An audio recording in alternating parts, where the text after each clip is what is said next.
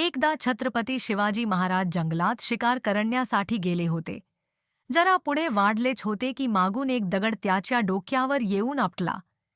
शिवाजींना राग आला आणि ते क्रोधित होऊन आजूबाजूला बघू लागले, परंतु त्यांना कोणीच दिसेना.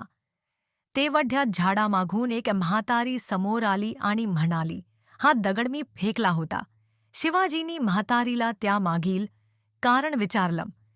तेव्हा ती म्हणाली, "क्षमा असावी महाराज, मी तर या आंब्याच्या झाडावरून काही आंबे तोडू पाहत होते, परंतु म्हातारपणी या झाडावर चढणे तर शक्य नाही, म्हणून दगड मारून फलम तोडत होते, पण त्यातून एक दगड चुकीने आपल्याला लागला."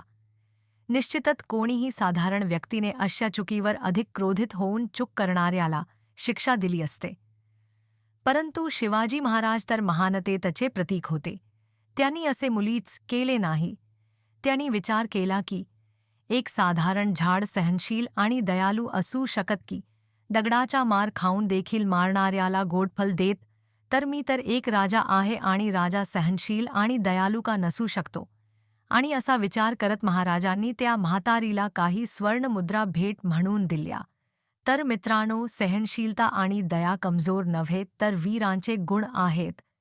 आज लोक लहान सहान गोष्टींवर क्रोधित होऊन एकमेकांचे प्राण घेऊ बघता मारहाण करतात. अशात शिवाजी महाराजांचा हा प्रसंग निश्चित आम्हाला सहिष्णू आणि दयाळू असाव याची जाणीव करून देतो. धन्यवाद.